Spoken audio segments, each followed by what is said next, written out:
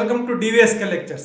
In today's lecture, we are going to discuss about how BTech management quota seats are filled in MSET colleges of Telangana. So తెలంగాణలో BTech management quota సీట్లు ఎలా fill చేస్తారు అనే విషయం మీద క్లియర్గా అయితే డిస్కస్ చేద్దామండి. సో చాలా మంది స్టూడెంట్స్కి బీటెక్ మేనేజ్మెంట్ కోటా సీట్లు అంటే ఓన్లీ డొనేషన్ ద్వారా చేరాలని అనుకుంటారు. అది కరెక్ట్ కాదండి. సో మేనేజ్మెంట్ కోటా సీట్లు ఎలా ఇస్తారు, అసలు ఎన్ని సీట్లు ఉంటాయి, ఆ ప్రొసీజర్ ఏంటి అనేది కంప్లీట్ డీటెయిల్స్ అయితే ఈ వీడియోలో అయితే మనం డిస్కస్ చేద్దామండి.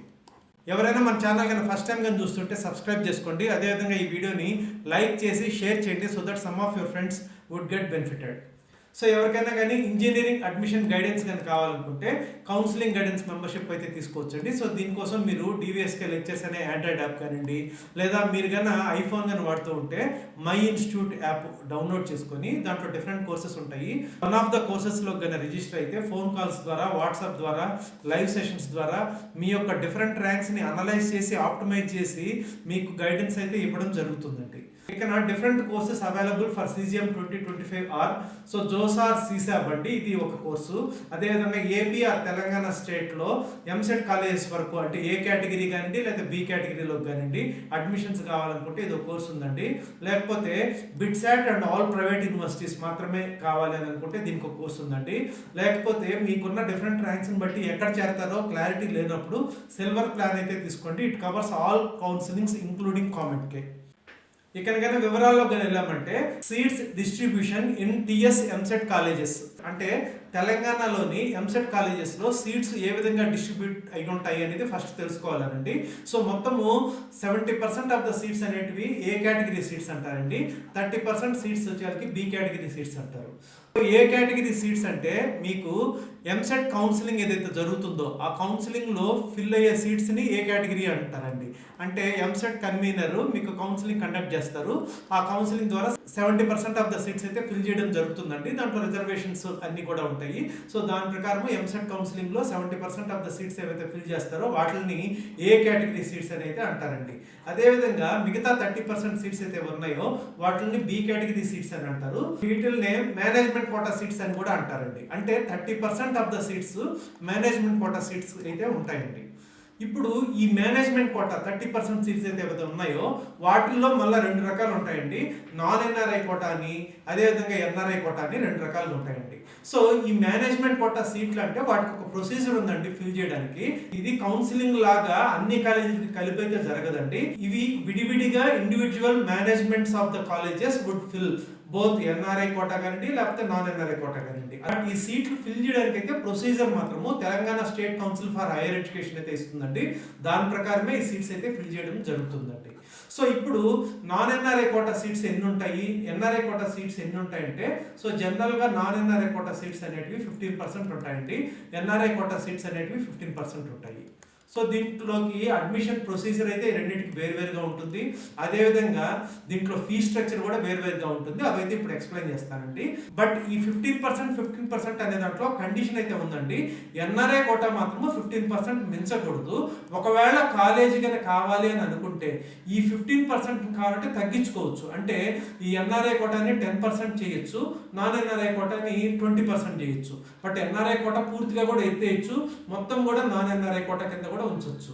అంతేగాని NRI కోటా మాత్రము మాక్సిమం క్యాప్ వచ్చేసరికి 15% అండి. సో కొన్ని కాలేజీలు అయితే అసలు ఈ 15% కంప్లీట్ గా కూడా తీసేసి ఉంటాయండి. సో అవి మనము ఫర్దర్ వీడియోస్ లో అయితే డిస్కస్ చేద్దాము. ఇప్పుడు నాన్ NRI కోటా కానివ్వండి, NRI కోటా కానివ్వండి కంప్లీట్ డీటెయిల్స్ అయితే డిస్కస్ చేద్దామండి.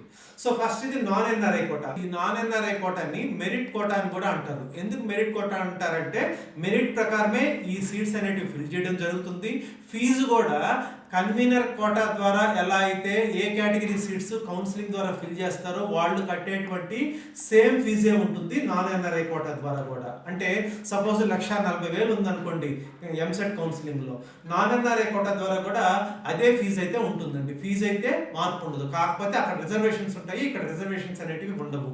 ఆ పాయింట్ అయితే గమనించాలి.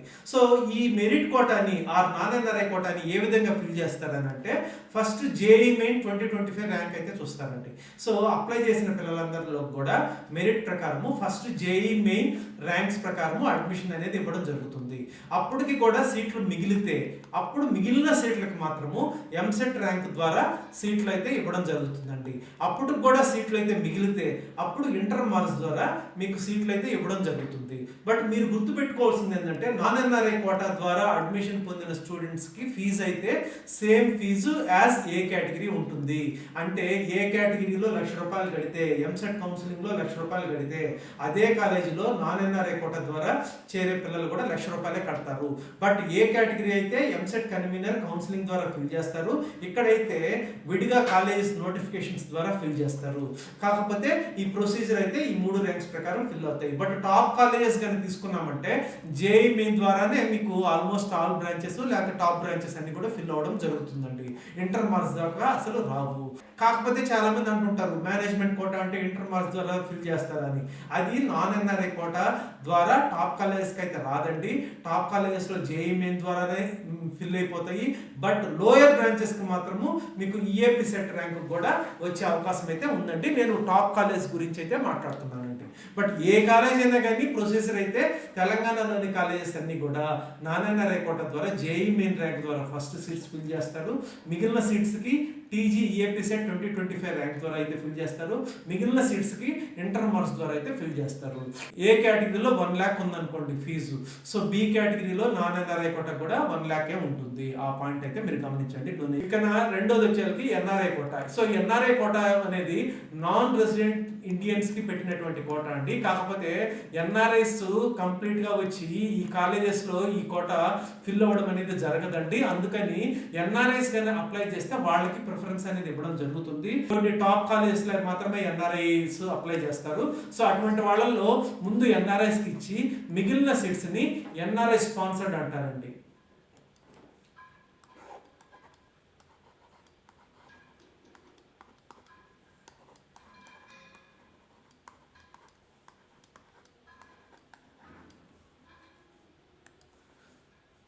సో ఎన్ఆర్ఐస్ కానీ అప్లై చేస్తే ఈ బి కేటగిరీలో ఉన్నటువంటి ఈ ఎన్ఆర్ఐ కోటా ద్వారా ముందు వాళ్ళకి సీట్స్ అయితే ఇస్తారండి. బట్ అన్ని కాలేజీలకి ఎన్ఆర్ఐ అప్లికేషన్స్ అయితే ఉండవు. సో మిగిలిపోతాయి కాబట్టి టాప్ కాలేజెస్ లో కొన్ని సీట్స్ కి మాత్రమే ఎన్ఆర్ఐ అప్లికేషన్స్ ఉంటాయి. సో మిగిలిన సీట్స్ అన్నిటికీ కూడా ఎన్ఆర్ఐ స్పాన్సర్డ్ కోటా కింద అయితే ఇస్తారండి. అంటే మీకు ఎవరైనా ఎన్ఆర్ఐ స్పాన్సర్ చేసినట్టు ఒక స్పాన్సర్షిప్ లెటర్ ఇస్తే సరిపోతుంది, వాళ్ళకి అడ్మిషన్ అయితే ఇస్తారు. బట్ ఈ ఎన్ఆర్ఐ కోటా ద్వారా ఫీజు అయితే ఫిక్స్డ్ అండి, అది ఎక్కువ ఉంటుంది. అది కూడా డొనేషన్ కాదండి, ఇదైతే $5,000 అండి. ఇది ఏ ఇయర్ అయినా కూడా ఏ కాలేజీకి అయినా ఫిక్స్డ్. ఇది ఇయర్ కి $5,000 అయితే కట్టాలి. బట్ దీనికి అడ్మిషన్ క్రైటీరియా ఏంటంటే ఇంటర్ మార్క్స్ ద్వారా ఇస్తారు. సో దీంట్లో జేఈ మెయిన్ ర్యాంక్ కానివ్వండి లేకపోతే ఈఏపీ సెట్ ర్యాంక్ కానీ చూడరు. సో దీంట్లో మెరిట్ ప్రకారము ఇంటర్ మార్క్స్ ద్వారానే ఇస్తారు. ఫీజు అయితే ఫిక్స్డ్ $5,000. $5,000 అంటే ఇప్పుడు టాప్ కాలేజెస్ లో ఫిక్స్డ్ అండి. $5,000 టాప్ బ్రాంచెస్ కి అయితే తీసుకుంటారు. ఒక లోయర్ బ్రాంచెస్ లైక్ సివిల్ కానివ్వండి లేకపోతే కెమికల్ అట్లాంటి వాటికి మాత్రము కొన్ని కాలేజెస్ ఫీజు అయితే తగ్గిస్తుంటారు. బట్ $5,000 అయితే దే కెన్ కలెక్ట్. సో ఈ $5,000 అంటే మీకు సంవత్సరానికి 4.5 లక్షలు అట్లా అవుతుందండి. ఆ పాయింట్ కూడా గమనించాలి. సో దీంట్లో మాత్రము ఎన్ఆర్ఐ అప్లికేషన్స్ జనరల్ గా ఉండవు కాబట్టి ఆల్మోస్ట్ అందరు పిల్లలు కూడా ఇంటర్ మార్క్స్ ద్వారా అయితే చేరుతుంటారండి, ఎన్ఆర్ఐ స్పాన్సర్షిప్ లెటర్ అయితే పెట్టి. సో ఇది second quota which is NRI quota. దీనికి కూడా మాక్సిమం వచ్చేసరికి 15% ఆఫ్ ద సీట్స్ మాత్రమే ఈ విధంగా అయితే ఇస్తారండి. సో అవుట్ ఆఫ్ 30% సీట్స్ ఏవైతే బి కేటగిరీ ఆర్ మేనేజ్మెంట్ కోటాలో ఉన్నాయో మాక్సిమం 15% మాత్రం ఎన్ఆర్ఐ కోటా ద్వారా ఇస్తారు. దాని యొక్క ఫీజు అయితే ఫిక్స్డ్ $5,000. అదేవిధంగా నాన్ ఎన్ఆర్ఐ కోటా ఏదైతే మెరిట్ కోటా ఉందో దానికైతే ఫీజు ఫిక్స్డ్. ఏ కేటగిరీ ఎంసెట్ కౌన్సిలింగ్ లో ఉన్న ఫీజు మాత్రమే కడితే సరిపోతుంది. బట్ ఇక్కడ మాత్రం జేఈ మెయిన్ ర్యాంక్ ద్వారా మిగిలిన సీట్లకి టీజీఏపీ సెట్ ర్యాంక్ ద్వారా మిగిలిన సీట్లకి ఇంటర్ మార్క్స్ ద్వారా అయితే ఇస్తారండి. ఇవి ఎప్పుడు ఫిల్ చేస్తారు? ఈ సీట్స్ ఫిల్ చేయడానికి Telangana council of higher education వాళ్ళు నోటిఫికేషన్ ఇస్తారండి. జనరల్ గా ఇది ఎంసెట్ కౌన్సిలింగ్ అయిన తర్వాత ఉంటుంది. అప్పుడు కాలేజెస్ కి నోటిఫికేషన్ అనేది రిలీజ్ చేస్తారు. మీరు ఇండివిజువల్ నోటిఫికేషన్స్ రిలీజ్ చేసుకొని ఎన్ఆర్ఐ కోటా కానివ్వండి నాన్ ఎన్ఆర్ఐ కోటా కానివ్వండి ఫిల్ చేసుకోండి పలానా తేదీ లోపలని ఒక 10-15 days టైం అయితే ఇస్తారండి. అప్పుడు అన్ని కాలేజెస్ కూడా బి కేటగిరీ నోటిఫికేషన్స్ అయితే రిలీజ్ చేసి ఫిల్ చేయడం అనేది జరుగుతుంటుందండి. సో ఇదండి procedure of filling up of management quota seats in Telangana EAMCET colleges. I hope you have understood. Thank you.